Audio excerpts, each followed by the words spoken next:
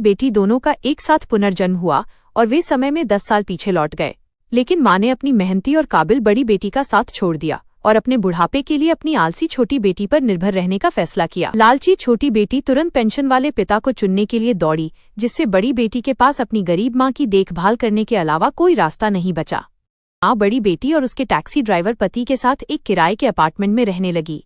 बड़ी बेटी ने अपने घर का मुख्य बेडरूम माँ को दे दिया और रोज उनके लिए अच्छा खाना बनाया, लेकिन बदले में उसे सिर्फ अपनी माँ के ताने मिले।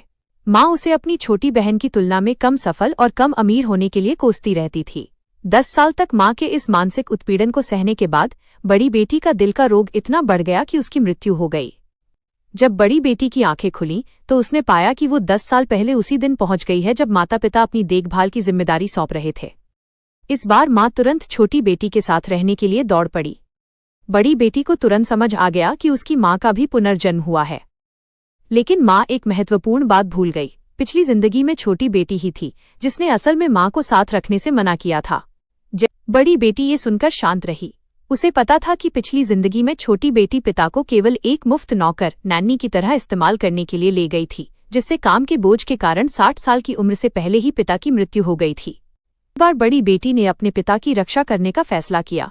जल्द ही छोटी बेटी ने माँ को पुश्तैनी घर बेचने और उस पैसे से विला में ऐश करने के लिए उकसाया।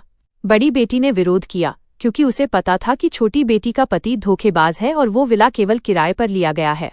लेकिन माँ को लगा कि बड़ी बेटी घर हड़पना चाहती है, इसलिए उसने जिद करके उसी दिन घर बेच दिया। बड़ी बेटी ने इस शर्त पर सहमति दी कि माँ एक लिखित गारंटी पर हस्ताक्षर करे कि भविष्य में माँ की किसी भी समस्या के लिए बड़ी बेटी जिम्मेदार नहीं हो।